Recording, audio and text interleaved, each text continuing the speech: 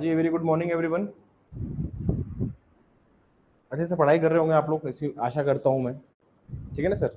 इस शनिवार को होगा टेस्ट। इस शनिवार को क्या होगा? टेस्ट। वो आज अनाउंस कर दूंगा मैं, ठीक है ना सर। इस शनिवार को टेस्ट होगा। एक बार देखो, क्लास सही नहीं है लाइव। अब तक जो पढ़ाया समझ में आया बीएनएसएस के अंदर? ठीक है, हम लोग एंटर करेंगे। देखिए, एक बार ऐसा हुआ था कि मैं दिल्ली में रहता था। ये कॉपी देखना आप, स्लाइटली जली हुई है। ये कॉपी जली हुई, इसके पन्ने जले हुए हैं, दिख रहा होगा आपको। तो ऐसा था कि ये बात है शायद सितंबर की बात है, 2020 या 21 की बात है। तो गुड मॉर्निंग मुरली। ऐसा हुआ था कि मुझे जाना था, मेरी फ्लाइट थी मॉर्निंग की, और मैं दिल्ली में रह के तैयारी करता था। मेरे एक मित्र का जन्मदिन था, तो मैंने कहा कि मैं आता हूँ, चलो। बहुत अजीज खास मित्र। तो मेरी सुबह 7 बजे की फ्लाइट थी। तो रात को आप, ऐसा होता ना कि सोने के पहले आप वो 12-1 बजे, तो मैंने कहा थोड़ा पढ़ लेते हैं। तो 12 बजे सोया मैं, थोड़ा पढ़ के। टेबल जो थी, टेबल कुर्सी है जहाँ पे, जो हमेशा मेरी आदत थी टेबल कुर्सी बैठ के पढ़ने की। तो वहाँ पर क्या किया मैंने, पावर बैंक को चार्ज लगा के रखा।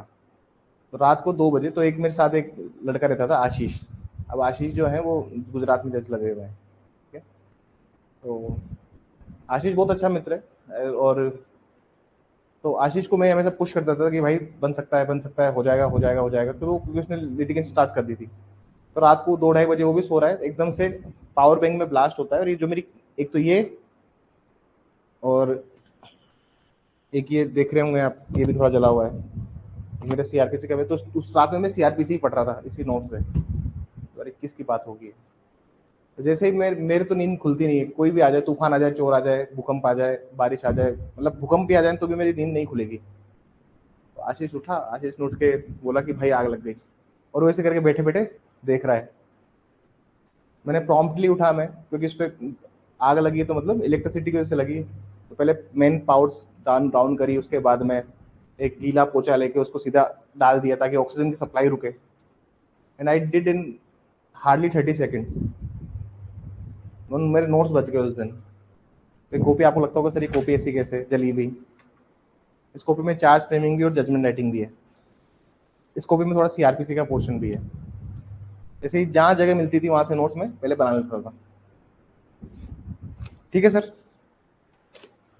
चलिए हम लोग स्टार्ट करते हैं पार्ट आज।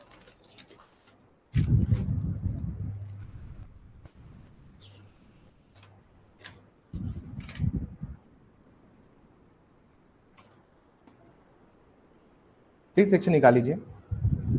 हेडिंग डालिए non cognizable offences. Non cognizable offences, non cognizable, heading डालिए एक, non cognizable offences. Non cognizable offences.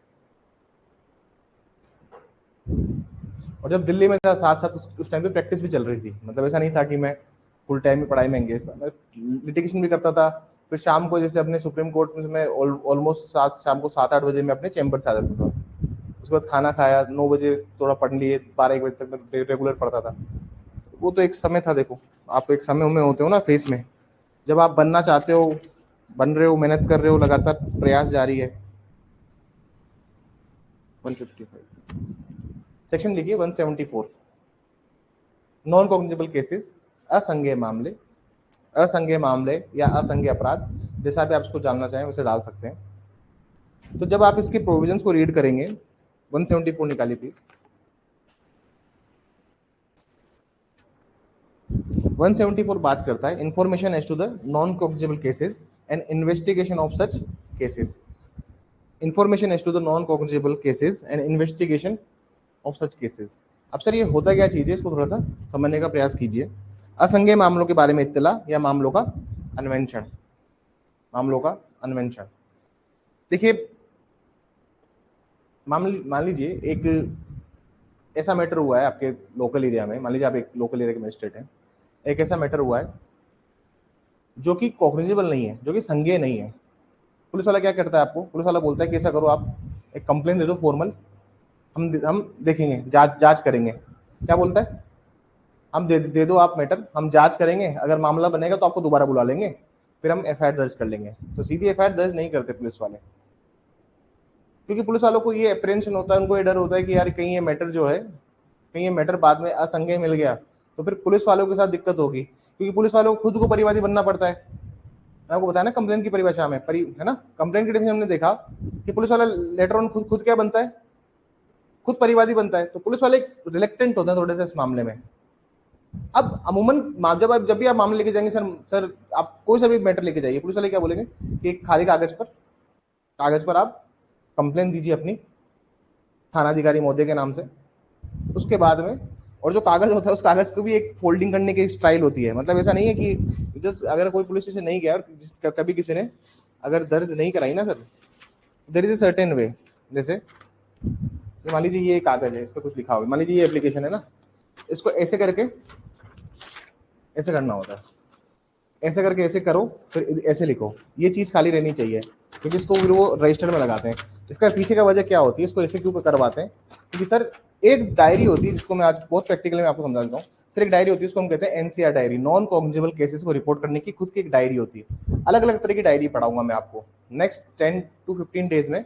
हम बेसिक जो मेन है, जो जिस पे मेनली सवाल आते हैं, हम वो चीज को समझेंगे और कोर को हिट करेंगे बीएनएसएस के। प्लीज टाइम से आइए। तो यूजुअली क्या होता है इन केसेस के अंदर, अगर आप ओवरऑल अगर पूरी पूरी केस समझेंगे तो ऐसा है सर कि एफआईआर होगी तो 173 में दर्ज हो जाएगी, पहले दर्ज होती थी 154 में। एफआईआर होगी मतलब कॉग्निजेबल केस होगा, अब सीधे एफआईआर दर्ज कराओ। लेकिन अगर मामला जो है वो नॉन कॉग्निजेबल है, असंज्ञेय मामला है, तो असंज्ञेय मामलों के लिए अलग से प्रावधान दिए हुए हैं। बात समझ में आई सर? ये असंज्ञेय मामलों के जो प्रावधान है इसको डिस्कस किया है सेक्शन 174 के अंदर। ठीक है सर, और इसको मैं डिफ्रेंशिएट कराता हूं। 174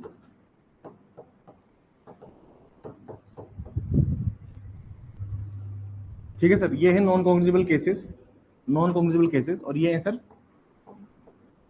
कॉग्निजेबल केसेस, मतलब एफआईआर वाले जो प्रावधान है।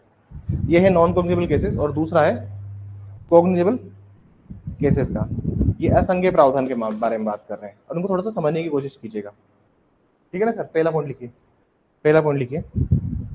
it is related to the non cognizable cases, it is related to the non cognizable cases, it is related to the non cognizable cases। ये असंज्ञेय मामलों से संबंधित है, ये असंज्ञेय मामलों से संबंधित है, ये असंज्ञेय मामलों से संबंधित है। इधर लिखिएगा, it is related to the cognizable cases, ये संज्ञेय मामलों से संबंधित है, ये संज्ञेय मामलों से संबंधित है, ये संज्ञेय मामलों से संबंधित है। पॉइंट नंबर 2 लिखिएगा, the information shall be registered in non cognizable report diary।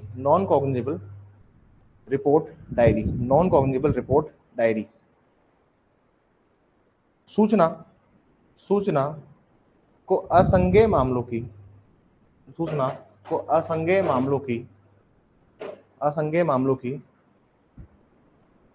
मामलों की डायरी में रखा जाता है, असंज्ञेय मामलों की डायरी में रखा जाता है। इधर लिखिए, it shall be recorded in police diary, इसे पुलिस डायरी में दर्ज किया जाता है। अब सर डायरी जो है ना, डायरी भी बहुत सारी होती है। सुनिए सर, डायरी भी बहुत सारी होती है। एक होती है सर केस डायरी, एक होती है पुलिस डायरी, एक होती है एनसीआर डायरी, जो अलग अलग केसेस में हम लोग डायरी पढ़ेंगे। एक होता है जिसको कहते हैं रोजनामचा। क्या कहते हैं? देखिए ये जो डायरी होती है ना, जिसको हम लोग बात कर रहे हैं, पुलिस डायरी रख रहे हैं या पुलिस डायरी नोट कर रहे हैं, ये है रोजनामचा। मतलब डेली के डेली क्या इन्वेस्टिगेशन, डेली कम तुम कहाँ गए, ये होता क्या है इस चीज में कि इस टाइम पे पुलिस वाला कहाँ जा रहा है। मान लीजिए पुलिस पीसीआर, अब पुलिस में क्या होता है सर, ऐसा है कि अगर आप गश्त पे जा रहे हो, पुलिस गाड़ी लेके जा रहे हो, तो ऐसा नहीं कि मन जाए जब गाड़ी उठा के स्टार्ट करी और निकल गए, ऐसा नहीं होता। उसमें एंट्री करनी पड़ती है आपको कि 12 से 1 के बीच में हम सो एंड सो एरिया में गश्त लगाई, साइन, उसमें मैं हस्ताक्षर होते हैं उसके अंदर। देखिए ये प्रोविजंस इसलिए क्योंकि ये चीज समझनी पड़ेगी आपको कि देखो पुलिस जो है वो एक फंक्शन की तरह कार्य करती है लॉ एंड ऑर्डर मेंटेन करने के लिए। ऑफेंस हुआ, चाहे वो कॉग्निजेबल हो चाहे वो नॉन कॉग्निजेबल हो, ये डिपेंड करता है कि किस तरह से प्रोसीजर को फॉलो किया गया है। तुमको सीआरपीसी समझना है या फिर तुमको बीएनएसएस पढ़ना है तो सबसे पहले प्रोसेस समझो कि प्रोसेस क्या है।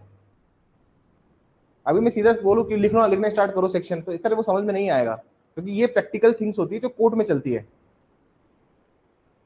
ठीक है सर, इधर लिखिए, थर्ड लिखिए प्लीज, थर्ड लिखिए। Without permission of magistrate he cannot investigate the matter. Without permission of magistrate he cannot investigate the matter. बिना मजिस्ट्रेट के अनुज्ञा के, बिना मजिस्ट्रेट के अनुज्ञा के, बिना मजिस्ट्रेट के अनुज्ञा के अन्वेषण नहीं कर सकता, बिना मजिस्ट्रेट के अनुज्ञा के अन्वेषण नहीं कर सकता।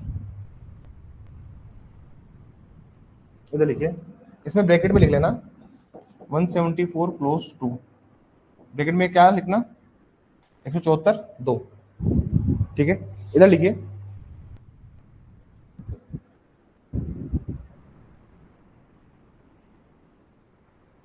as soon as information received he can begin the investigation without the permission of magistrate,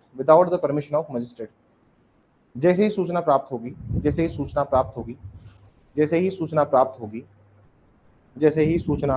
होगी वह मजिस्ट्रेट की अनुज्ञा के बिना भी, वह कौन है सर, पुलिस वाला, ठीक है ना सर, पुलिस अधिकारी, वह मजिस्ट्रेट की अनुज्ञा के बिना भी अन्वेषण कर सकता है। ब्रैकेट में लिखना 157 तो पुराना था, इसका जो होगा 174 75 77 177 होगा इसका। ठीक है सर, इधर लिखिए, चौथा लिखिए,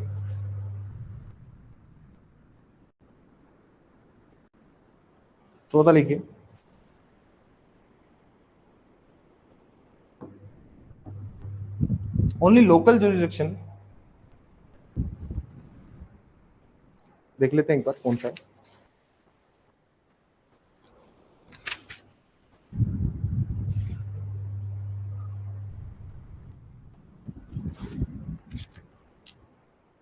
कंफर्म कर लेते हैं, कुछ सेक्शंस ऊपर नीचे देखो हुए हैं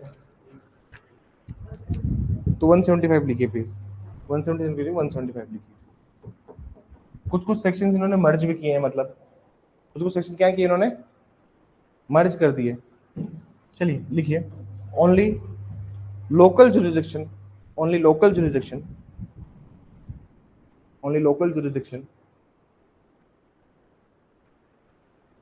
shall write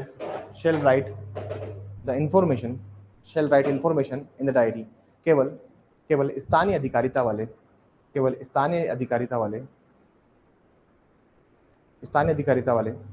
पुलिस थाने में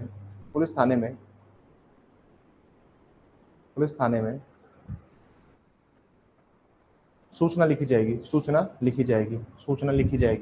इधर लिखिए, फोर्थ में लिखिए, नो लोकल जुरिडिक्शन रिक्वायर्ड, स्थानीय अधिकारिता की आवश्यकता नहीं होगी, no local jurisdiction required.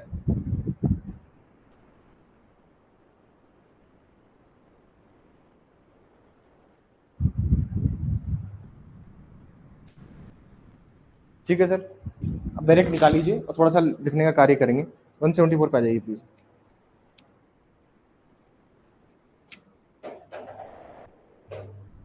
Wherever, point number 1 लिखिए, wherever information is given to the officer in charge of police station, जहाँ कहीं भी किसी असंज्ञ अपराध की सूचना,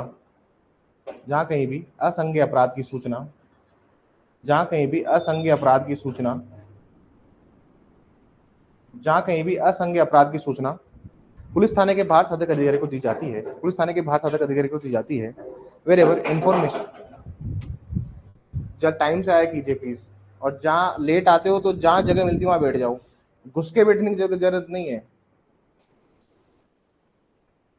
information given to the officer in charge of the police station with respect to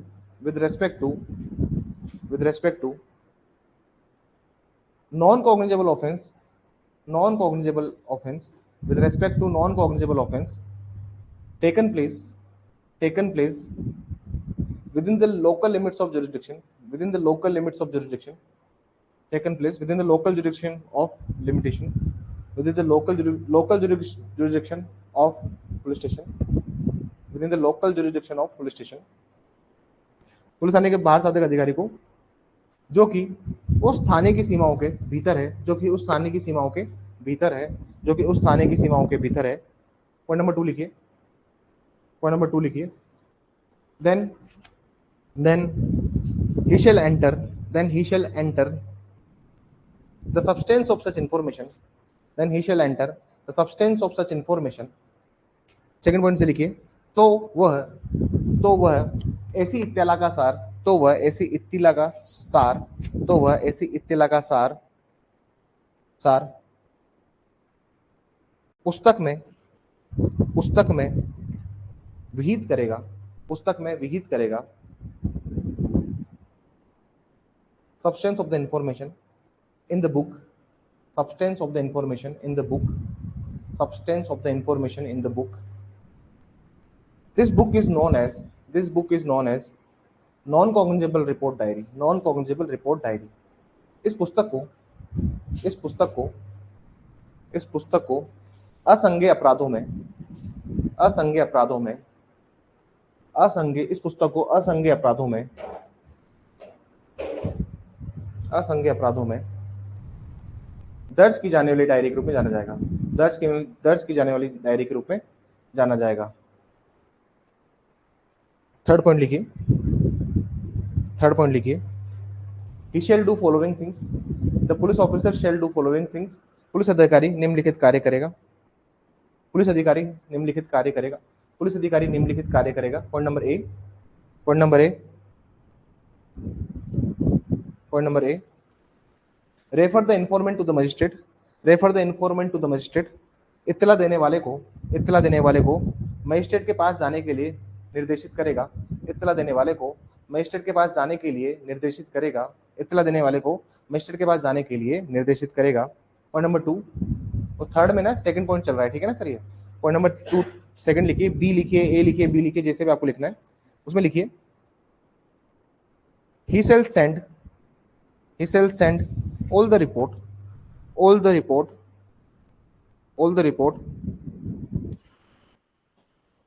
fortnightly to the magistrate,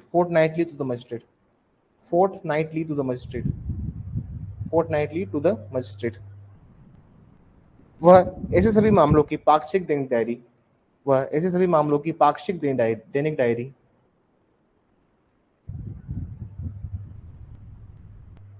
पाक्षिक दैनिक diary magistrate को भेजेगा। सर ये पाक्षिक और फोर्टनाइटली का मतलब क्या होता है कि 2 हफ्ता के अंदर जो होता है ना सर, 2 वीक में आप भेज रहे हो, मतलब हर 14 दिन में आप क्या भेज रहे हो, रिपोर्ट भेज रहे हो कि हमारे एरिया में कितनी इंफॉर्मेशन है जो हमने ऑन द रिकॉर्ड ली है। ये मजिस्ट्रेट जो लोकल मजिस्ट्रेट होते हैं ना सर, जैसे आप, ऐसा होता है जब आपके पास सिविल कोर्ट रहेगा ना सर, जैसे आप सिविल जज बने, आपके पास अगर सिविल कोर्ट है तो आपके अंडर कोई पुलिस थाना नहीं आएगा, आपके अंडर कोई पुलिस थाना नहीं है। अगर आप सिटी जैसे में, जैसे मान लीजिए कोई बड़े सिटी में तुम लगे हुए हो, जैसे तुम लोग जयपुर में लगे हुए हो या फिर किसी डिस्ट्रिक्ट में लगे हुए हो, डिस्ट्रिक्ट के हेडक्वार्टर में लगे हुए हो ना तुम अगर तुम्हारा सिविल कोर्ट है तो तुम्हारे पास सिर्फ सिविल के मामले ही आएंगे। लेकिन छोटी जगह होती है, जैसे मान लीजिए ग्राम न्यायालय में आपको लगाया या फिर कहीं पे एक ही कोर्ट बनी हुई है, जुडिशियल मजिस्ट्रेट ही बैठता है उसमें, सपोज कीजिएगा और सुनिएगा ध्यान से, मान लीजिए एक ही न्यायालय है वहां पे, तो फिर कोर्ट्स डिवाइड हो जाती है। तुम्हारा आधा कोर्ट सिविल, आधा कोर्ट क्रिमिनल रहेगा और आधा कोर्ट सिविल रहेगा। सुबह तुम उठ के क्रिमिनल के केसेस देखते हो, या किस की बेल एप्लीकेशन है या क्या मैटर है, वो सब तुम देखते हो। जिस दिन क्रॉस होता है तो एक दिन फिक्स कर लेते हैं, शुक्रवार को सबके क्रॉस रख लेना, ऐसे दिन तय कर लेते हैं, या शुक्रवार शनिवार को क्या रख लेना, सबके क्रॉस रख लेना उस दिन। बात समझ में आई? तो ये अलग अलग व्यवस्था होती है। तो मजिस्ट्रेट साहब होते हैं तुम्हारे लोकल एरिया में, तुमको सिविल कोर्ट मिलेगा तो तुम्हारे अंदर कोई पुलिस थाना नहीं आएगा, लेकिन अगर तुम जुडिशियल मजिस्ट्रेट के तहत काम करोगे तो तुम्हारे अंदर एक लोकल थाना भी लगेगा और वो भी आएगा। बात समझ में आई? तो इस तरह से काम होते हैं कोर्ट के अंदर, मेनली जो हम प्रोसीजर हम लोग समझ रहे हैं। बात समझ में आई? ठीक है। अब हेडिंग डालिएगा 174(2). सर इनकी हेडिंग्स क्यों याद करनी जरूरी है? हेडिंग डालिएगा 174(2), ताकि उसी से आपको समझ में आएगा सेक्शन। ठीक है ना सर? देखिए एग्जाम में ना इसे हेडिंग पूछ लेते हैं कि इन अंडर विच सेक्शन। ठीक है ना सर? इनको पूछा जाता है एग्जाम के अंदर। लिखिए लिखिए, that no police officer shall investigate a non-cognizable case, that no police officer shall investigate a non-cognizable case without the order of magistrate, without the order of magistrate, without the order of magistrate, without the order of magistrate। लिखिए, कोई भी police अधिकारी किसी असंज्ञेय मामले का अन्वेषण नहीं करेगा, जब तक कि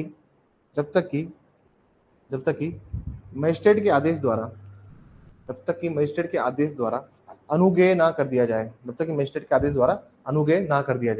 स्टार लगा के लिखिए, प्लीज इसे। Here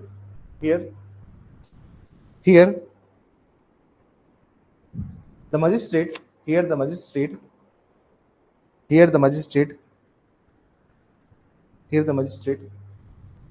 who has power to commit the case, यहाँ वह मजिस्ट्रेट अभिप्रेत है जिसे सुपुर्द करने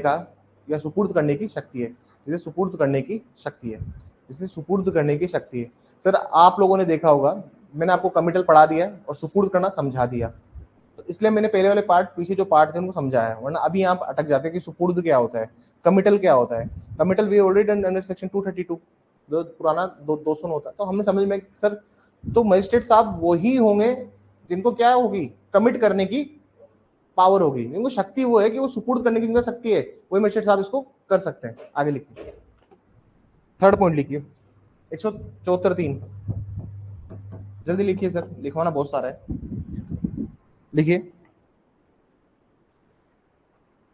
once the permission given by the magistrate, जैसे ही मजिस्ट्रेट द्वारा अन्वेषण करने का आदेश प्राप्त होता है, तो पुलिस अधिकारी को अध्याय 13 के अधीन अन्वेषण करने की शक्ति प्राप्त होगी।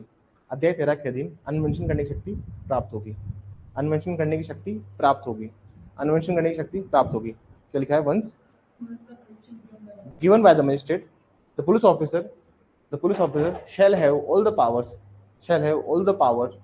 of the investigation,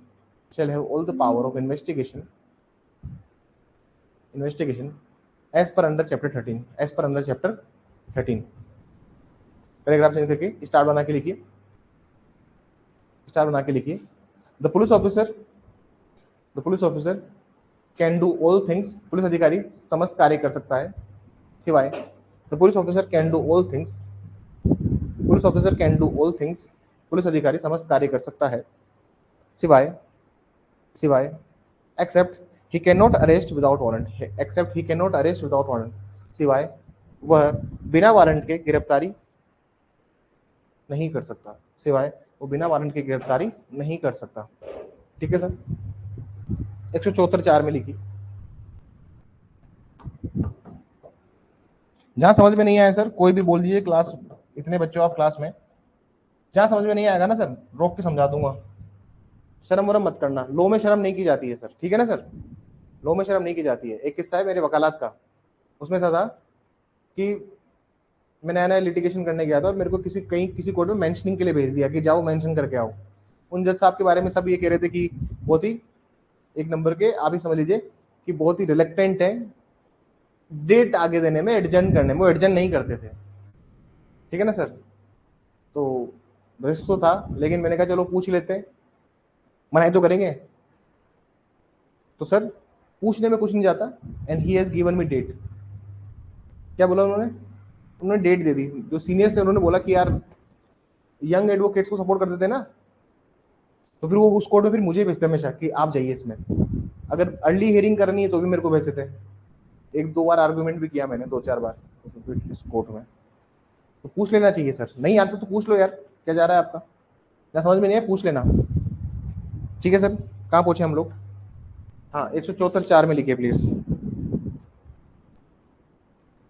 wherever two or more offenses wherever two or more offenses wherever two or more offenses, जहां कहीं भी दो या दो से अधिक अपराध हैं, जहां कहीं भी दो या दो से अधिक अपराध हैं तथा उनमें से एक अपराध संज्ञेय है, तथा उनमें से एक अपराध संज्ञेय है, wherever two or more offenses and out of one is cognizable offense, out of one is cognizable offense, तथा उनमें से एक अपराध संज्ञेय है, तो तो वह मामला तो वह मामला संज्ञेय ही समझा जाएगा, तो वो मामला संज्ञेय ही समझा जाएगा। then such matter shall be deemed as cognizable case, then such matter shall be deemed as cognizable case।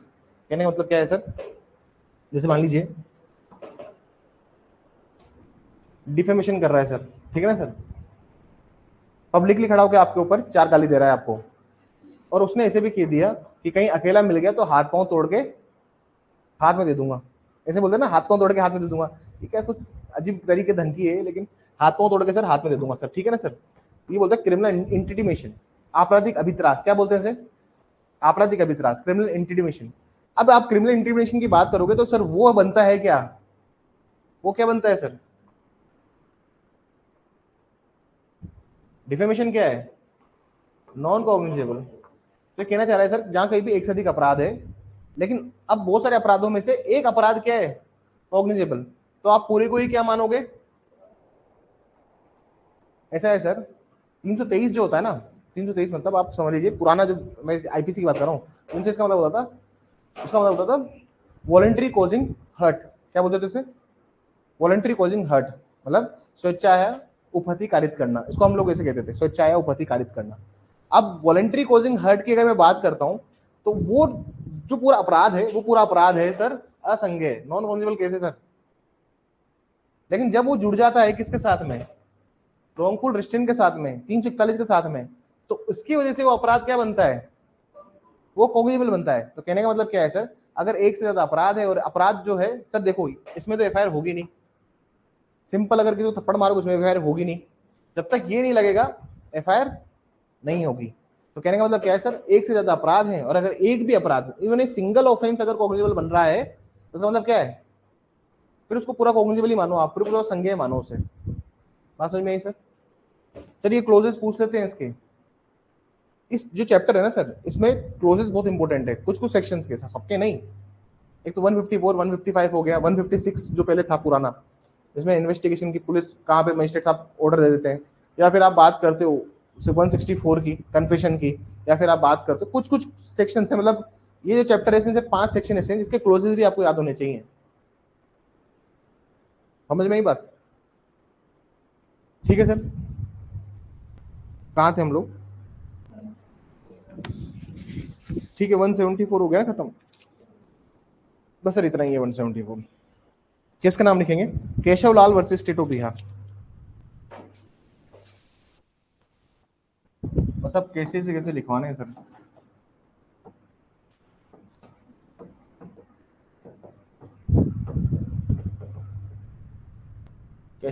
Keshav Lal versus state of Bihar 1996 supreme court. Please लिखिए, इट वाज हेल्ड दैट, ये अभिनय किया गया कि it was held that in the cases of non cognizable cases, ये अभिनय किया गया कि असंज्ञेय अपराधों में असंज्ञेय अपराधों में असंज्ञेय अपराधों में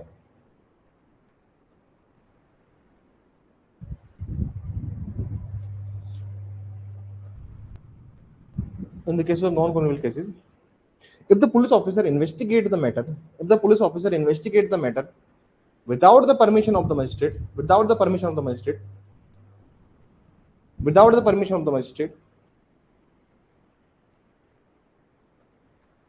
ये भी किया गया कि अब असंज्ञेय अपराधों में यदि पुलिस अधिकारी द्वारा यदि पुलिस अधिकारी द्वारा यदि पुलिस अधिकारी द्वारा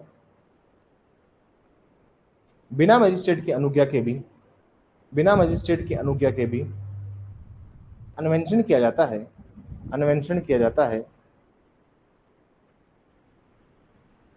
then it is the duty of accused to raise the objection as soon as possible. It is the duty of accused to raise the objection as soon as possible. तो ये अभियुक्त का कर्तव्य होगा कि वह ऐसे अन्वेषण पर आक्षेप करे.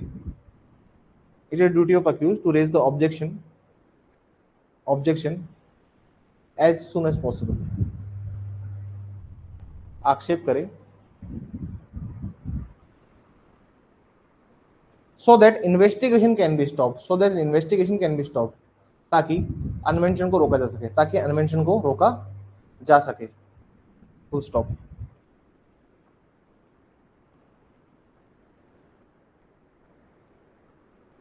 He may also file an application before the trial court.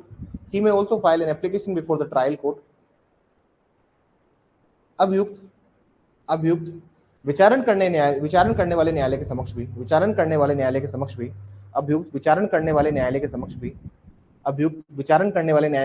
भी आवेदन कर सकता है.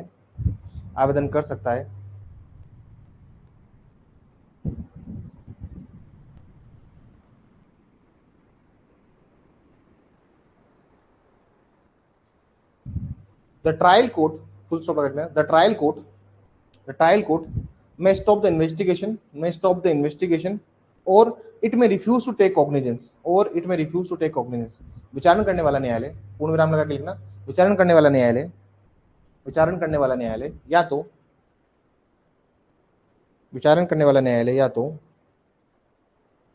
अन्वेषण को रोक देगा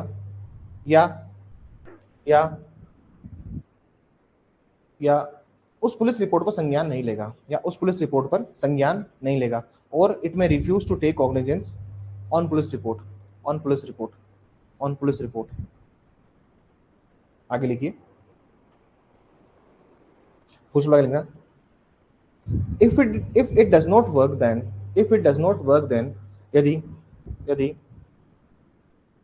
यदि विचारण करने वाला न्यायालय कोई स्पष्ट कार्य नहीं करता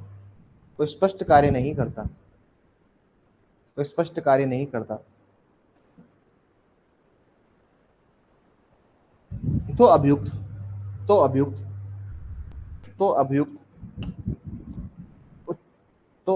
उच्च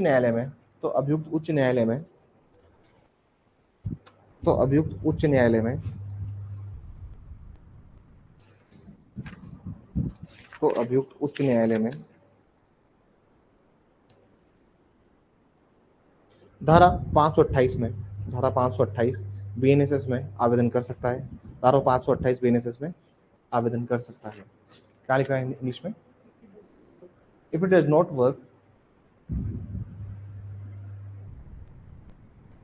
not work, then the accused may also file an application before high court under section 528 of the BNSS. ये 528 क्या है सर? पहले 482 था. ये पहले क्या था? ये 482 था. ठीक है ना सर? अभी बन गया 528. चाहो तो ब्रैकेट में लिख लो कि पहले CRPC 482. ठीक है ना सर?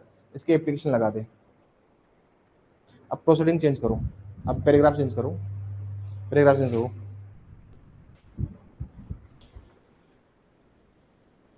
इसमें लिखिए हाउएवर, और कोर्ट ने क्या बोला वो भी लिखिए. सेकंड पॉइंट चाहो तो सेकंड पॉइंट डाल लो इसको, या फर्स्ट पॉइंट तुमको डालने में से डालो.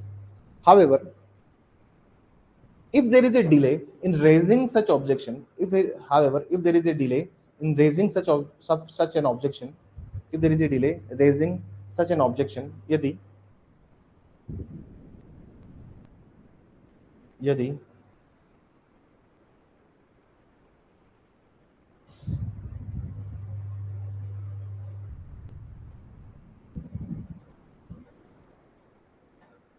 यदि ऐसा आक्षेप करने में विलंब किया गया है तो, ऐसा आक्षेप करने में विलंब किया गया है तो, however if there is delay in the raising of such objection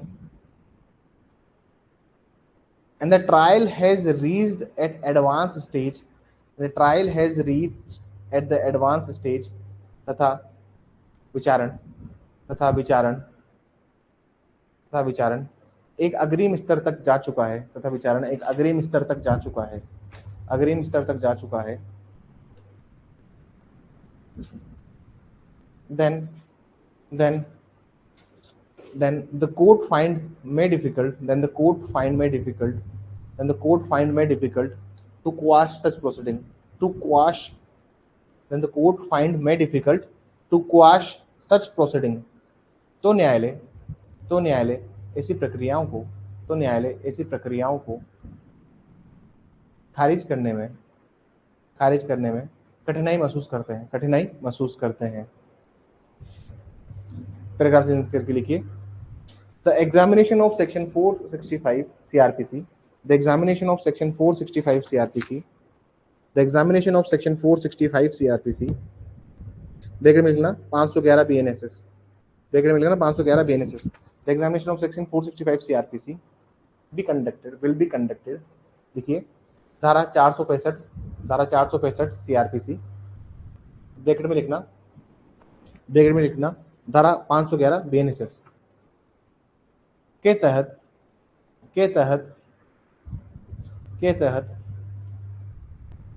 परीक्षण करना होगा,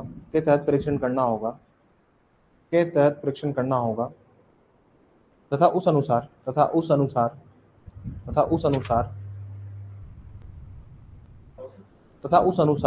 प्रक्रिया को खारिज करना होगा, ठीक है सर, बात समझ में आई? ठीक है ना सर? क्या लिखवा है लास्ट में इंग्लिश में?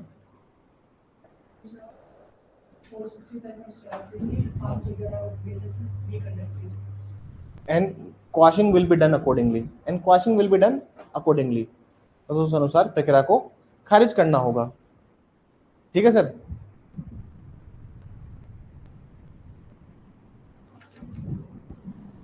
हेडिंग डाल लीजिए कॉग्निजेबल केसेस, संज्ञेय अपराध या संज्ञेय मामले, जैसे भी आप लेना चाहे, संज्ञेय अपराध या संज्ञेय मामले। तो सर केशवलाल में क्या बोला, मैं इसको समझा देता हूं एक बार। सर ऐसा है कि मान लीजिए पुलिस वाले के पास आप आया था एनसीआर केस, नॉन कॉग्निजेबल का केस था, है ना सर, असंज्ञेय मामले का केस था। पुलिस वाले ने एक खाली कागज में रिकॉर्ड करा लिया और पुलिस वाले ने क्या किया, बिना मजिस्ट्रेट को इत्तला किए या फिर बिना मजिस्ट्रेट की परमिशन के उसने क्या किया, इन्वेस्टिगेशन शुरू कर दिया। आप अक्यूज हो, आपको पता लगा कि यार मेरे खिलाफ ये पुलिस वाला क्या कर रहा है, इन्वेस्टिगेशन कर रहा है, और इन्वेस्टिगेशन करके अल्टीमेटली क्या करेगा, चार्जशीट फाइल करेगा। क्योंकि सर इसमें भी क्या हो जाती है, चार्जशीट फाइल होती है, इसमें भी अंत में तो लास्ट में तो पुलिस रिपोर्ट जाएगा ना सर। आपको मालूम पड़ा कि यार मेरे खिलाफ इन्वेस्टिगेशन कर रहा है, एक आदमी को बुलाते हैं, उनके बयान दर्ज कर रहा है, मतलब इसने दूसरी पार्टी से क्या ले लिए हैं, तो मतलब समझ में आई बात। तो उसका मतलब ये होता है कि देयर इज समथिंग फिशी ना, कि क्यों भाई इतने सारे केसेस पेंडिंग है, मेरे केस में क्या रुचि आ रखी है ऐसी। और मजिस्ट्रेट साहब को पता है कि यार ये अगर ऐसे काम कर रहा है और इसकी इन्फॉर्मेशन अगर मैंने नहीं दी थी और रिपोर्ट अगर फाइल हो गई, तो मजिस्ट्रेट साहब सामने अक्यूज क्या कर सकता है, फिर वो ट्रायल कोर्ट में जाता है और एक आवेदन करता है कि सर ये प्रोसीडिंग को रोका जाए। तो मजिस्ट्रेट साहब क्या कहेंगे, करने दो उसको, कॉग्निजेंस तो मेरे पास ही आएगा ना, नहीं लूंगा कॉग्निजेंस, एफआईआर लगा दूंगा उसमें, संज्ञान ही नहीं लूंगा, करने दो उसको। असल में मजिस्ट्रेट साहब ये भी कर सकते हैं। लेकिन अगर तुम्हें लगता है कि अंधेर नगरी चौपट राजा वाला सिचुएशन है, सबके सब, अरे आदमी जिसको जस्टिस नहीं मिलता ना, उसको पता है क्या लगता है कि कोर्ट बिक गई, पुलिस बिक गई, सब बिक गए। कभी तुम हारोगे ना, कभी कोई केस तुम हार जाता है तो आपके पास में कोई क्लाइंट आता है ना, तो कहता है सब फिक्स होता है सर, नीचे तो सब फिक्स है सर। जो हाई कोर्ट में हार जाएगा वो क्या कहेगा, सब फिक्स है। जज भी उसको रिलीफ देता है, जो उसके खास होते हैं, खास लोग काम कर रहे थे, उसको क्या लगता है सब कुछ ही, उसका टेंडेंसी वो होती है ना, फिक्स है सब कुछ। अगर उसको वहां रिलीफ नहीं मिला तो उसको कहाँ जाएगा, फिर हाई कोर्ट जाए, अपने 482 की एप्लीकेशन डाले, बस समझ में आई सर, जो 528 है अब उसकी एप्लीकेशन डाले, क्वाशिंग कराए प्रोसीडिंग की। लेकिन कोर्ट ये भी कह रहा है कि अगर बहुत एडवांस स्टेज, अग्रिम स्तर तक अगर मामला पहुंच गया है तो फिर कोर्ट नहीं करेगा, कोर्ट कहेगा चलने दो अब, क्योंकि देखिए संज्ञान तो लिया है ना मजिस्ट्रेट साहब ने, तभी तो ट्रायल हो गए एडवांस स्टेज तक। अगर संज्ञान ही नहीं लिया होता, मतलब कॉग्निजेंस तो ले लिया ना मजिस्ट्रेट ने, तो ऑल्दो मामला क्या था, नॉन कॉग्निजेबल, लेकिन संज्ञान ले लिया मतलब कि मामला तो बन रहा था। बात समझ में आई? जाना है पहले जाओ, अदरवाइज फिर प्रोसीडिंग्स में विशेषण होगा, मतलब फिर उसमें क्या है, विशुद्धि या फिर दूषित होती है, फिर प्रक्रियाएं, प्रक्रिया फिर दूषित होती है। जैसे मैं आपको बताया था मैंने कि ये 507 508 बहुत इंपॉर्टेंट प्रोविजन है। अब इसकी लिस्ट याद कराऊंगा पूरी, ठीक है ना, जब पढ़ाऊंगा। ठीक है सर, 156 100 इस पर आ जाइए सर। अब cognizable cases, cognizable offences, heading डालिए 175 175। अरे उसमें जो तुम मैं बोल रहा था ना, उसमें 176 आएगा, तुम लोग क्या 175, कौन बोल रहा था 175 उसमें?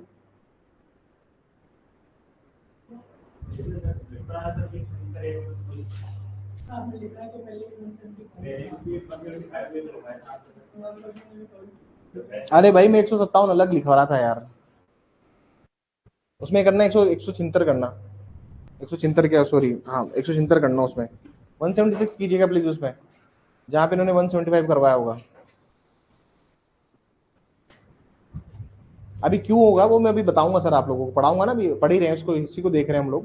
मैं पीछे के प्रोविजंस कर लूँ, मैं अभी एफआईआर नहीं छिड़ा रहा, एफआईआर तो खुद में एक टॉपिक है। एफआईआर तो क्या है सर, खुद में एक टॉपिक नहीं है सर, छोटी मोटा एक्ट है, मतलब समझ लो जो कि जो 5 5 7 क्लास का जो अपना कोई छोटा एक्ट है ना, वो है एफआईआर। तो एफआईआर तो मैं अलग से पढ़ाऊंगा। ठीक है सर, सेक्शन 156 जो अब बन चुका है अपना 175, डालिए heading 175 175।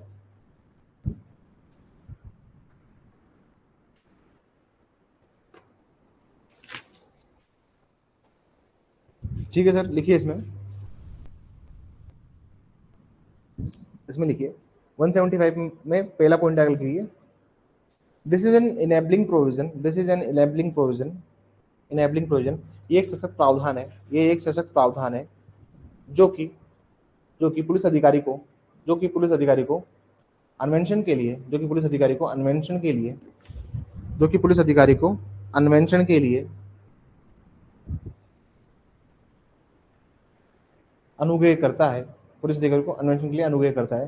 This is an enabling provision which enables the police officer, the police officer which enables the police officer to investigate the matter, to investigate the matter, to investigate the matter।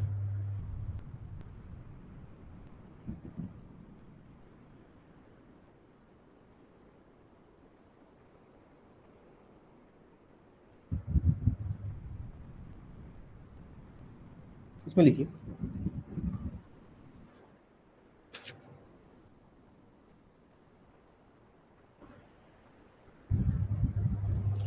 इसमें लिखिए please, the police officer have power to investigate, the police officer, the police officer has power to investigate, the police officer has power to investigate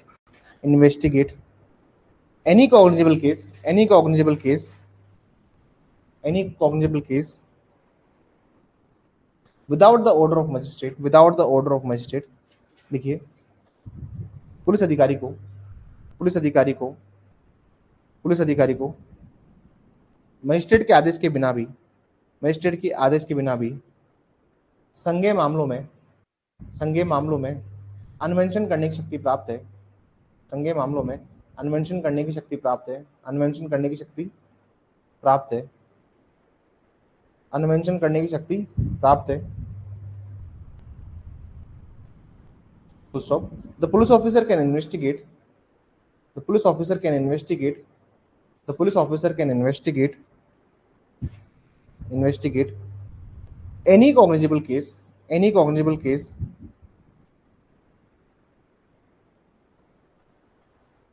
any cognizable case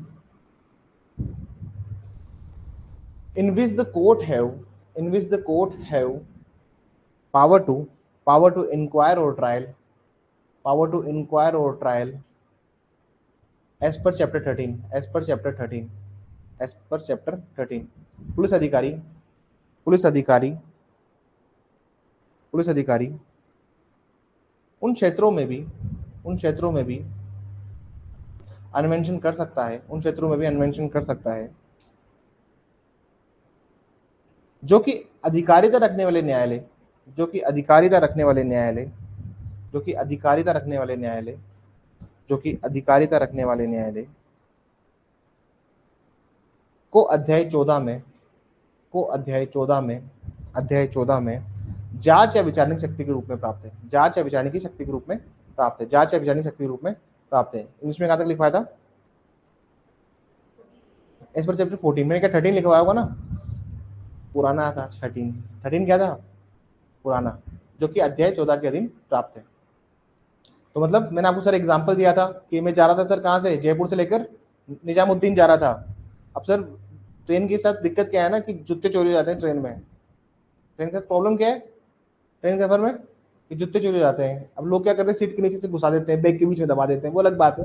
कुछ लोग तो general डिब्बे में तो पंखे के ऊपर रख देते हैं, ठीक है ना। अब जूते चोरी हो जाते हैं। अब मान लीजिए आप जा रहे हो, आप अच्छे जूते पहन रखे हैं, जयपुर से आप बैठे हो निजामुद्दीन तक, हजरत निजामुद्दीन दिल्ली जा रहे हो आप। अब रास्ते में आपकी नींद खुलती है गुड़गांव में। कहाँ नींद खुलती है आपकी? गुड़गांव में। गुड़गांव में आप देखते हो कि जूते तो गए, उसके साथ जो बैग था जिससे आपने जूते छुपाए थे वो बैग भी ले गया चोर, ठीक है ना सर। अब शिकायत कहाँ करोगे? आप देखोगे स्टॉपेज कहाँ थे उसके। आपने देखा कि यार बांदीकुई रुकी थी, दौसा रुकी थी, फिर बांदीकुई रुकी, फिर अलवर रुकी, फिर रेवाड़ी रुकी और फिर गुड़गांव रुकी। मतलब इसके 4-5 स्टॉपेज थे मेजर। तुम्हें नहीं पता कि चोर कहाँ उतरा चोरी करके, तुम्हारी नींद कहाँ खुली? गुड़गांव में। तो मतलब अगर तुम इन तरह के केसेस को देखोगे तो कोर्ट को कहाँ की पावर है?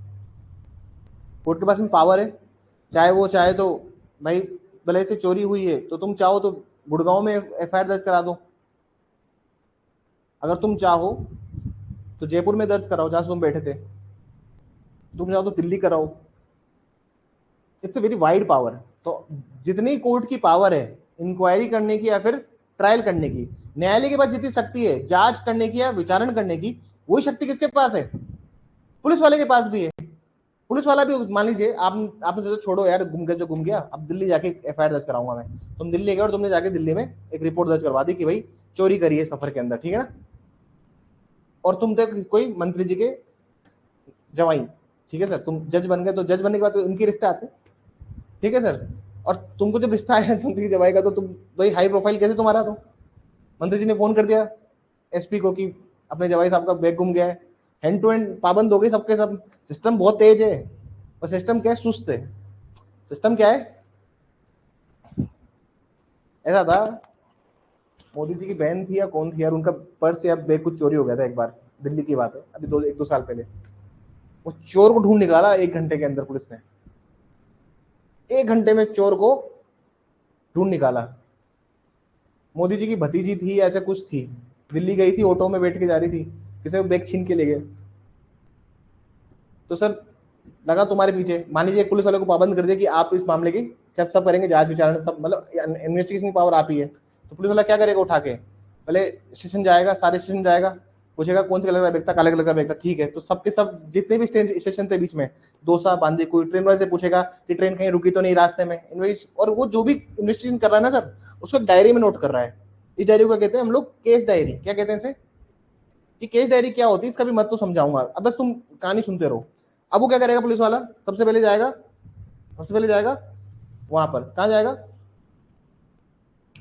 अपने जाएगा जो अपना रेलवे का जो हेडक्वार्टर होता है ना, उसमें जाएगा। वो पूछेगा कि इतने फलाना फलाना ट्रेन में सुबह आई, उसमें ड्राइवर साहब कौन थे। वो ड्राइवर साहब का नंबर लेगा, उनसे फोन पे बात करेगा कि सर मैं इस थाने से बोल रहा हूँ, सर आप जब आ रहे थे तो गुड़गांव के पहले आपने कितने जगह सिग्नल की वजह से गाड़ी रोकी थी रास्ते में, इन बिटवीन कितनी जगह रोकी थी? उसने बोला कि नहीं नहीं इस बार तो गाड़ी स्मूथ चली है, कहीं सिग्नल पे रुकी नहीं। मतलब गाड़ी सिर्फ स्टेशन टू स्टेशन पे ही रुकी है। एसी के डब्बे अमूमन जो होते हैं वो बीच में होते हैं अमूमन ना, ऐसे नहीं कि भाई जनरल की तरफ थोड़ी होते हैं, पीछे पीछे आगे आगे लटके हुए हैं।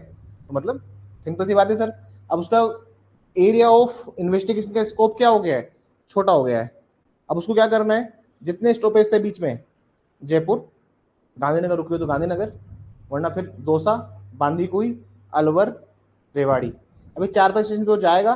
तो सर उसको अन्वेषण करने की शक्ति क्या है? ये शक्ति आई कहां से उसको? उसको शक्ति आई है कि भाई कल को वो गया इन्वेस्टिगेशन करने के लिए, गुड़गांव गया, गुड़गांव जाके पुलिस पूछेगी ना कि नहीं आपकी जो दिल्ली का है, आपका एरिया कौन सा है? दिल्ली का। आपको पावर ही नहीं है इन्वेस्टिगेशन करने की, तो दिखाएगा ना फिर बीएनएसएस के अंदर, देखो सर ये प्रोविजन है, ये जो पावर है मुझे इस प्रोविजन से मिलती है। अगर कोर्ट को विचारण करने की शक्ति है तो मुझे अन्वेषण करने की शक्ति है। अगर कोर्ट को ट्रायल लेने की शक्ति है, अगर court is empowered to trial, तो फिर मुझे भी वो पावर है कि मैं इन्वेस्टिगेट कर सकूं मैटर को। बात समझ में आई? तो वो गुड़गांव देखेगा, तो जितने भी एंट्री कर रहा है सर वो सबको छोटी डायरी में नोट कर रहा है। अब ऐसा समझना बात, तुम हो भैया जवाई मंत्री साहब के, तो तुमने क्या किया है? डिस्क्रिप्शन भी दिया है बैग का, कि जो बैग है ब्लैक कलर का है, उस पर स्पाइडरमैन का टैटू बना हुआ है, you are Spiderman lover also, ठीक है ना सर? तो मैं स्पाइडरमैन का टैटू बना हुआ है और बैग ऐसा है और ये किस कंपनी का बैग है, ठीक है? हर चीज नोट हो रही है, ठीक है ना सर? उसने हर चीज डिटेल नोट करी है। बाद में आपको एक आदमी मिलता है इन अलवर, अलवर में वैसा ही आदमी बैग लेते हुए बाहर लेते हुए निकला है। आपने लोकल थाने को इन्फॉर्म किया कि ये आदमी कौन है, ऐसे करके इन्वेस्टिगेशन उसकी चल रही है। बात समझ में? आपने उस आदमी को गिरफ्तार कर लिया। अब उस जो आपने हर जो डायरी में मेंटेन किया है, इसको बोलते हैं केस डायरी, आप हर चीजों को मेंटेन कर रहे हो केस डायरी के अंदर। मान लीजिए वो आदमी को जब पकड़ लिया तो जमानत लेने के लिए कहां पहुंचा? उसका रिकॉर्ड निकाला, भाई आदमी कौन है। उसके ऊपर ऑलरेडी चोरी के 4 मामले थे, पहले भी वो ट्रेनों में चोरी करते हुए पाया गया है, तो मतलब आपका शक थोड़ा सा यकीन में बदल रहा है कि हाँ यार यही वो आदमी होगा। आपने इसको उठा लिया, इसको आदमी को आप गिरफ्तार तो कर ही सकते हो ना सर? गिरफ्तार करने की शक्ति है ही आपके पास में, बिना वारंट के भी गिरफ्तार किया जा कर सकते हो, क्योंकि ये तो भाई चोरी का मामला था, ये तो पूरा संज्ञेय मामला है। तो आपने उसको उठा लिया और गिरफ्तार करके आप उसको दिल्ली लिया। बाद में वो जमानत के लिए बेल लगाता है, एप्लीकेशन लगाता है कोर्ट के अंदर। तो कोर्ट क्या देखती? सबसे पहले कोर्ट देखती जमानत के एप्लीकेशन में केस डायरी। जब भी कोर्ट को बेल देनी तो कोर्ट क्या देखती है प्रॉपर्ली? कोर्ट देखता है केस डायरी। केस डायरी का मतलब होता है जो भी आपने इन्वेस्टिगेशन करते टाइम हर चीज जो नोट करी ना डायरी के अंदर, कोर्ट ये चीज मंगाती है। और केस डायरी में कोर्ट देख के बोलती है अच्छा अच्छा अच्छा, तो पुलिस ने इसको इसी को क्यों पकड़ा? वो केस डायरी में लिखा होता है। तो बताएगा ना उसमें कि सर पहले इन्वेस्टिगेशन को, हमने इतना बड़ी इन्वेस्टिगेशन को उसको कन्फाइन करते रहे हम लोग, उससे सूचना प्राप्त हुई कि ट्रेन कहीं भी रास्ते में नहीं रुकी। तब जो अन्वेषण है, जो इन्वेस्टिगेशन है, वो और पिन पॉइंटेड हो गई। इन्वेस्टिगेशन क्या हो गई सर? बहुत ज्यादा पिन पॉइंटेड, कि मेरे को इतने से एरिया में इन्वेस्टिगेशन करनी है। तो ये बड़ा एरिया क्यों दिया जाता है? ताकि इन्वेस्टिगेशन का स्कोप बढ़े। और ये जो बड़े एरिया में इन्वेस्टिगेशन करने की पावर होती है, ये किसको होती है? ये किसको होती है सर? ये पुलिस ऑफिसर को होती है, और ये होती है चैप्टर 14 के अनुसार। बात समझ में? ताकि इन्वेस्टिगेशन हो pin pointed, beating around the Bush नहीं, कि आज जा रहा है अलवर और जयपुर आया तो 20 बच्चे को भी ले आया पुलिस वाला चलो जंतर मंतर घुमा के लाता हूँ, अलवर गया तो चलो सिली सेट घुमा के लाता हूँ। ऐसा नहीं होता है, ठीक है ना सर? वो हर चीज नोट करता है। तो जज देखते हैं कि हाँ यार, तो इन सब देखने के बाद में क्या वो किस बिंदु पे पहुंचेंगे कि हाँ इसी ने अपराध किया है, हम इसको बेल नहीं देंगे। लेकिन अगर मान लीजिए कोई फिल्मी और काल्पनिक कहानी बनी हुई है, बहुत से लोग क्या करते हैं, ये सिर्फ केस डायरी तुमको दिखने में और सुनने में ठीक लगती होगी, लेकिन एक्चुअल में प्रैक्टिकल में सर ये एक रात पहले बनाई जाती है। जैसे कल हियरिंग है, हाई कोर्ट ने बुलाया है और आपने मंगाई है, आप तो आप एक दिन पहले उसको बैठ के बना रहे हो। बात समझ में आई सर? ये ऐसे होते हैं। तुम्हें लगता है पुलिस वाले मेंटेन करेंगे हर चीज को कि हम यहाँ गए हमें यह प्राप्त हुई? तुमने वो पाताल लोक देखा है? पाताल लोक वेब सीरीज देखी? पाताल लोक वेब सीरीज किसी ने? Have you anyone seen the Paatal Lok web series? उसमें हाथीराम चौधरी होता है, वो पतली सी डायरी में अपने हर चीज नोट करता रहता है। That is a case diary. वो बाद में जाके उसको फेर करेगा दूसरे में, वो एक केस डायरी। तो हाथीराम लिखता है ना कि वहां आया मैं, तो उस छोटी डायरी थी स्पाइरल सी, इतनी सी डायरी, उसमें Hathiram use to note everything. That is a case diary. बात समझ में आ गई? ठीक है सर? ये जो पावर है, वाइडर पावर मिलती है इस प्रोविजन से। ये जो प्रोविजन है ना सर, ये जो प्रोविजन है, पहले 156 का पहला प्रोविजन बनता था, अभी बन गया सर 175 का पहला। ठीक है sir?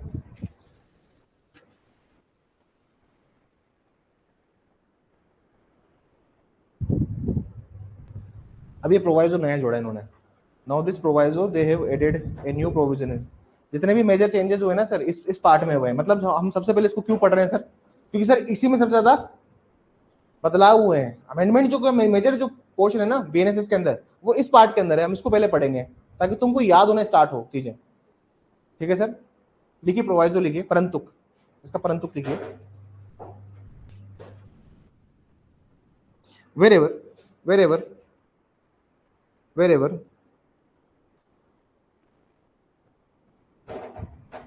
offenses are offenses are offenses are severe in nature, severe in nature, जहां कहीं भी अपराध गंभीर प्रकृति के हैं, गंभीर प्रकृति के हैं, गंभीर प्रकृति के हैं, then the superintendent of police, then the SP लिख लो बस, then the SP may require the investigation done by the DSP, may require the investigation done by the DSP। गंभीर प्रकृति के हैं तो पुलिस अधीक्षक को उचित प्रतीत होने पर, पुलिस अधीक्षक को उचित प्रतीत होने पर मामले का अन्वेषण उप पुलिस अधीक्षक करेंगे, उप पुलिस अधीक्षक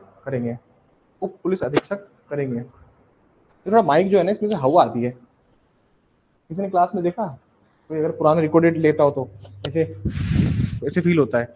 मैंने कल यूट्यूब पे देखा, हाँ मैंने कहा ऐसे क्यों हो रहा है माइक, इसमें थोड़ा सा ऑटो कैंसिलेशन होना चाहिए ना, ऐसा नहीं होना चाहिए ना। इसको ऐसे लगा दो, तो ऐसे यूज करो, थोड़ा सा वो आती है। जब आप बहुत ईयरफोन लगा के अच्छी क्वालिटी में सुनेंगे ना, तब आपको फील होगा कि हल्का सा ऐसे आता है, विस्पर होता है। एक मैंने कल ईयरफोन लगा के मैं सुन रहा था अपनी क्लास को ही, अपनी क्लास में सुनता नहीं हूँ, मैं यूट्यूब पे देख रहा था कि क्या कमेंट लिख रहे हैं बच्चे। ठीक है ना सर? अरे सर देखोगे तुम, SC/ST मामलों में कौन करता है इन्वेस्टिगेशन? DSP करता है इन्वेस्टिगेशन। मामले अगर सीरियस नेचर के ना सर, जरूरी नहीं कि उस थाने में हो, SP साहब क्या करेंगे, किसी DSP को बोल देंगे। इसमें क्या होता क्या चीज है ना, कि प्रोटेक्ट करने के लिए होता ही है। ये किसके लिए होता है? प्रोटेक्शन के लिए होता है। अभी भी आ रही तो बताना मुझे, ठीक है ना? अभी भी अगर आए तो मुझे बताइएगा प्लीज। रिपीट, हिंदी में रिपीट, हिंदी में क्या लिखवाया मैंने?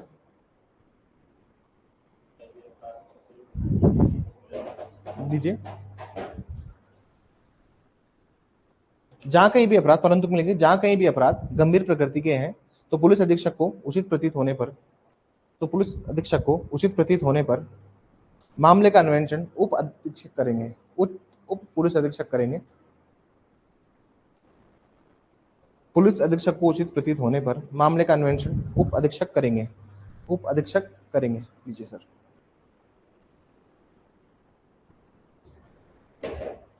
ठीक है सर?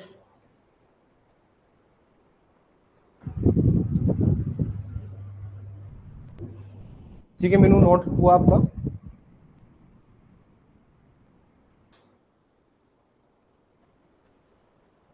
क्लोज टू लिखिए, इंपोर्टेंट है सर, बहुत सारा है, मतलब इस पे तो क्लोज टू और क्लोज तीन दोनों इंपोर्टेंट है।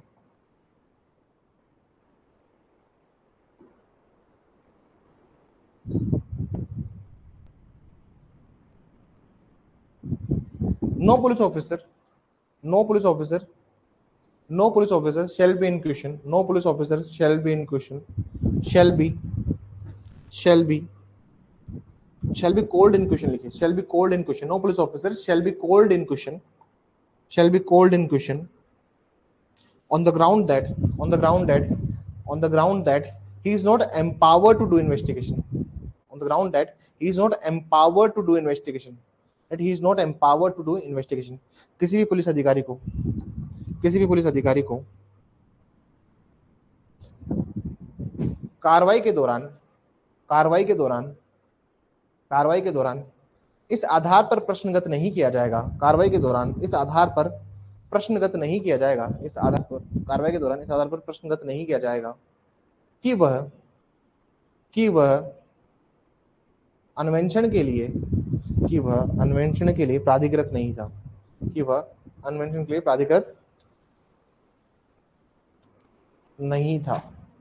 नहीं था।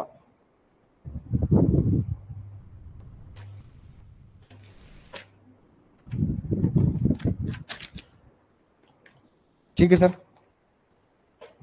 हेडिंग डालिए। 175(3), 175(3).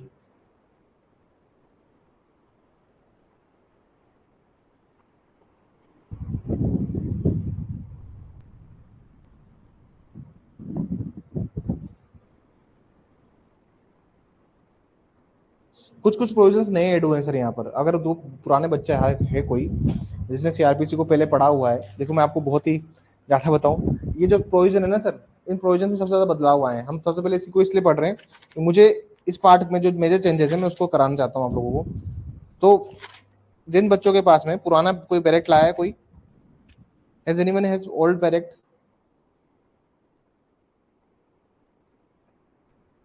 अब जो पुराना था ना सर, उस पुराने वाले में एक लाइन लिखी हुई थी, मैं आपको नए और पुराने के पढ़ के बता देता हूँ सर। 156(3) था पहले, पहले कौन सा था? अब 175(3). अब इनमें क्या अंतर था वो सुनिएगा। पहले जो लाइन थी उसमें सिर्फ इतनी सी लाइन, एक शब्द लिखा हुआ था, any magistrate empowered under section 190 में ऑर्डर सच इन्वेस्टिगेशन एज अबव मेंशन्ड। मतलब कि धारा 190 के अधीन सशक्त किया गया कोई भी मजिस्ट्रेट पूर्वक प्रकार के अन्वेषण का आदेश दे सकता था। सिंपल सी बात है सर, 190 का अब हो गया है 210। 190 क्या था? कॉग्निजेंस लेने की शक्ति। भाई जिस मजिस्ट्रेट को कॉग्निजेंस लेने की शक्ति है वो मजिस्ट्रेट इन्वेस्टिगेशन का क्या दे सकता है? ऑर्डर दे सकता है। इस प्रोविजन का पहले से होता था, जैसे मान लीजिए आपके एफआईआर दर्ज करवाने के लिए आपकी एफआईआर दर्ज नहीं हुई, तो हम लोग क्या करते थे, 156(3) का सीजीएम साहब को आवेदन दे देते थे, सर एफआईआर दर्ज नहीं हो रही है, इस पर एफआईआर दर्ज करवाई जाए। ठीक है ना सर? जैसे मान लीजिए पुलिस क्या होती है ना, बहुत बच के काम करती है।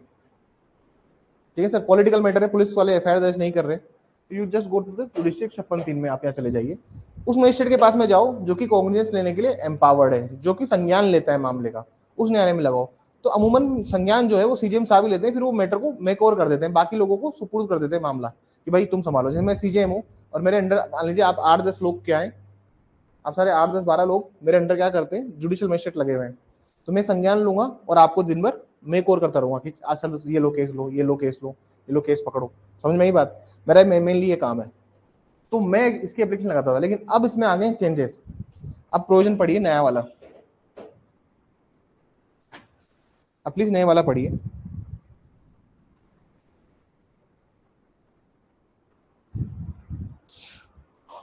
पढ़िए, any magistrate empowered under section 210 में after considering the application supported by an affidavit made under section subsection 4 of the section 174 after making the inquiry if as he thinks necessary and submission made in this regard by the police officer order such investigation as mentioned above। अभी क्या बोलना चाह रहे हैं sir, सुनिएगा बात। अब ऐसा नहीं है, पहले तो क्या था, हम लोग सीधा जाके इसमें एफआईआर दर्ज करने के लिए कह देते थे, लेकिन अब ऐसा नहीं है। अब क्या हो गया है सर, 175(3) में मतलब आप एक एप्लीकेशन लगाओगे कि सर ये अपराध हुआ है, उसको आप किस पे दोगे? ठीक है सर, उसके साथ में एक पुलिस वाला उसमें एक रिपोर्ट भी देगा और पुलिस वाले का भी एक स्टेटमेंट होगा। मतलब जो पुलिस है ना सर, वो अपनी तरफ से एक स्टेटमेंट देगी कि हमने इसकी एफआईआर क्यों नहीं दर्ज करी। अब सीधा नहीं है काम। पहले तो कहता सर आप सीधा एप्लीकेशन लगा देते, आपने सिंपल एक एप्लीकेशन लगाई और आपका काम हो गया, लेकिन अब ऐसा नहीं है। अब एप्लीकेशन के साथ एफिडेविट लगेगा, एक पुलिस जो लोकल पुलिस स्टेशन है उसका एक स्टेटमेंट भी लगेगा। बात समझ में आई? अब किस तरह से प्रोविजंस हो गए, और सर बहुत काम होती है प्रैक्टिस में ये चीज। बात समझ में आ रही है सर? एक बार दोबारा देख लीजिए इसे, दोबारा बोल रहा हूं मैं, हिंदी में पढ़ लेता हूँ। धारा 210 के अधीन सशक्त मजिस्ट्रेट धारा 173 के उपधारा के अधीन किए गए शपथ पत्र द्वारा समर्थित आवेदन पर विचार करने के पश्चात और ऐसी जांच जो वो आवश्यक समझे किए जाने के पश्चात मजिस्ट्रेट साहब क्या बोलेंगे, भाई इंक्वायरी करो, इसमें 7 दिन के अंदर इंक्वायरी करके रिपोर्ट दो, 10 दिन की इंक्वायरी करके रिपोर्ट दो। किए जाने के पश्चात तथा इस संबंध में किए गए निवेदन पर पूर्वक प्रकार के ऐसे अन्वेषण का आदेश दे सकते हैं। तो मतलब मजिस्ट्रेट साहब क्या बोलेंगे, इन्वेस्टिगेशन करो, इन्वेस्टिगेशन करने के बाद पुलिस वाले क्या करेंगे, एक छोटी सी इंक्वायरी बिठाएंगे, पुलिस वाले इंक्वायरी करेंगे, जांच करेंगे, उसकी एक रिपोर्ट देंगे, अब पुलिस का स्टेटमेंट भी लगेगा। और देखिए ये बहुत मैंडेटरी प्रावधान नहीं है, अभी रिसेंटली एक जजमेंट आया इसके ऊपर, थोड़ा सा क्लास खींचेंगे लंबी, ये क्लास लंबी चलेगी, ठीक है ना। अभी एक रिसेंटली जजमेंट आया, अभी एक जजमेंट आया, मैं जजमेंट की गाइडलाइंस भी आपको लिखवा देता हूँ कि क्या जजमेंट आया इसके रिगार्डिंग में।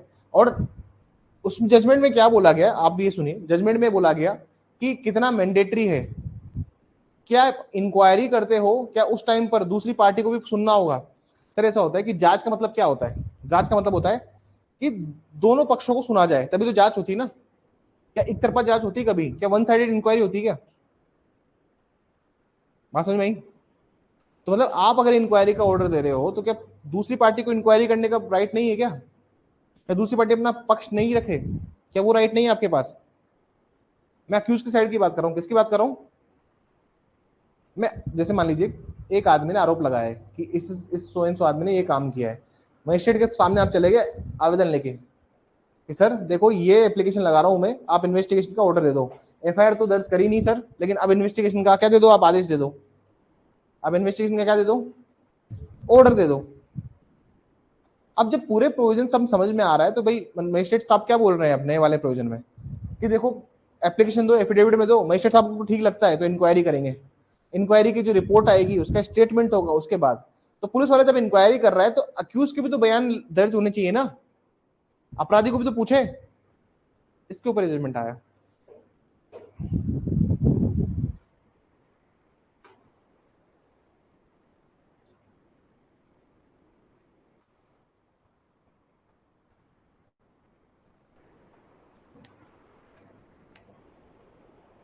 ठीक है ना, थोड़ा सा पढ़ना।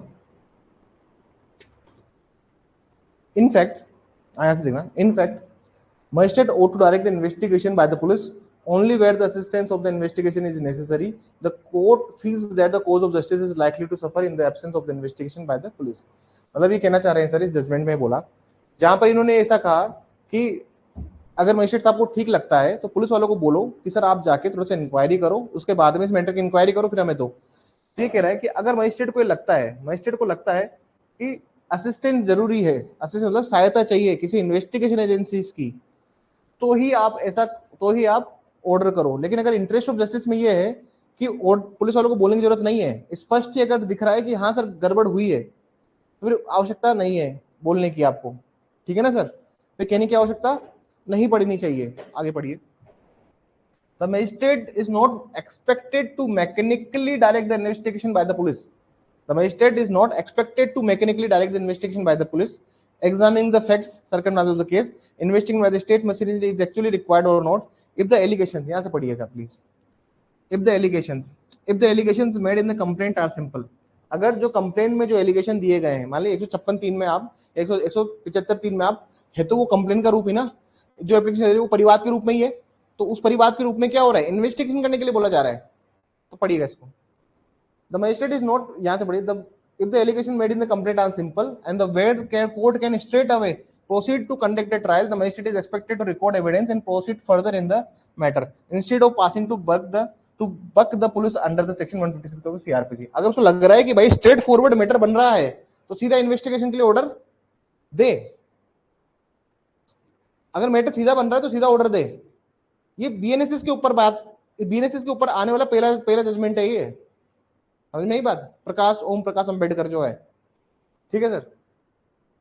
आगे देखिए, of course if the allegations made in the complaint require complex and complicated investigation, ये कह रहा है कि अगर कंप्लेंट में जो दिया हुआ है, अगर कंप्लेंट कुछ ऐसी है जो बहुत कॉम्प्लेक्स तरीके की और कॉम्प्लिकेटेड चीजें अगर हो रही है उसमें, complex and complicated investigation which can not be undertaken without active assistance, उसके ऊपर आप समझ नहीं पा रहे कि लेना है नहीं लेना, तो असिस्टेंस चाहिए आपको।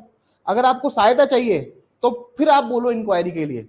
मतलब सारे केसेस में as a matter of routine you can not order inquiry, सारे केसेस में आप मैटर ऑफ रूटीन नहीं करोगे। देखो सर इसका बर्डन ना किसके ऊपर पड़ेगा, सही बताऊं तुम्हें मैं। जैसे मान लीजिए आपने एफआईआर दर्ज नहीं करी, पार्टी चली गई यहाँ पर, अब तुम एडवोकेट हो तो तुम क्या कहोगे, तुम ये कहोगे कि सर आप हम आवेदन देंगे मजिस्ट्रेट साहब को, भाई इन्वेस्टिगेशन के लिए आदेश दिया जाए। 175(3) में तुम गए, तुम वहां पे भी अगर ये सब नोटंकीबाजी करोगे और वहां पे भी उसको रिलीफ नहीं मिलेगा पार्टी को, तो पार्टी कहां भागेगा फिर, अल्टीमेटली जाएगा फिर हाईकोर्ट को परेशान करने जाएगा ना। फिर लगती क्या है हाईकोर्ट में 528, जो पहले 482 थी, हाईकोर्ट में वही लगती है अंततः। जब कुछ नहीं मिलता तो क्या मिलता है, फिर आपको वहीं जाना पड़ता है। मैं आपको केस का नाम बताता हूँ, केस का नाम है मोहम्मद यूसुफ अफाक जहान।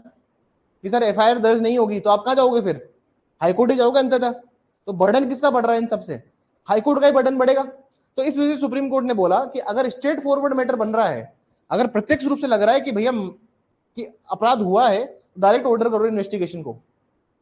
लेकिन अगर कुछ कॉम्प्लिकेटेड है और कॉम्प्लिसिटी है, जैसे मान लीजिए मारपीट हुई और मारपीट की 1 महीने बाद रिपोर्ट लेके आ रहे हो आप कि उसने मेरे साथ मारपीटी करी, तो आप कहोगे ना एफआईआर तो दर्ज होगी नहीं 1 महीने बाद। तो उससे पूछेगा भाई इतना लेट क्यों आए हो, तो बोले फिर सर मैं बेड रेस्ट पे था।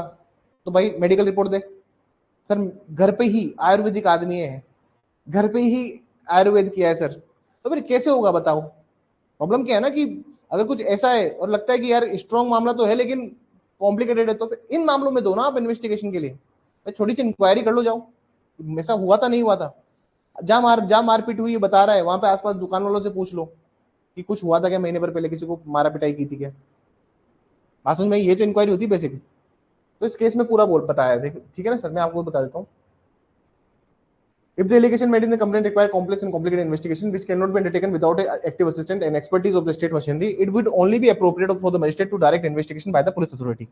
The magistrate therefore not supposed to act as a merely as a post office or needs to adopt a judicial approach while considering an application seeking investigation by the police officer. ये line बता देना आपका जो local magistrate होगा ना उसको। देखो supreme court क्या कह रहा है आप लोगों के लिए कि सिर्फ पोस्ट ऑफिस नहीं है। पोस्ट ऑफिस का मतलब ऐसा नहीं है कि डाक आप एप्लीकेशन डालना है, एप्लीकेशन डाली आपने और आप सबको इंक्वायरी दे रहे हो, सबका इन्वेस्टिगेशन दे रहे हो। ये बोला है कि इसको एक जुडिशियल अप्रोच लेनी पड़ेगी, जुडिशियल अप्रोच लेनी पड़ेगी, कंसिडर करना पड़ेगा कि क्या आवश्यकता है इन्वेस्टिगेशन की, क्या पुलिस इन्वेस्टिगेशन करे, सिर्फ पोस्ट ऑफिस की तरह काम ना करे। बात समझ में आई सर? अरे सर समझ में आया केस थोड़ा सा? प्रकाश अंबेडकर, हाँ ओम प्रकाश अंबेडकर। अरे समझे नहीं समझे ओम प्रकाश अंबेडकर को, आएगा ये जजमेंट, इंपोर्टेंट है सर। मैं कह रहा हूँ इंपोर्टेंट है तो फिर इंपोर्टेंट है वो, क्योंकि सेक्शन नहीं पूछेगा, केस तो पूछेगा। प्लीज तैयारी करना, ठीक है ना। चलिए दैट्स ऑल फॉर टुडे।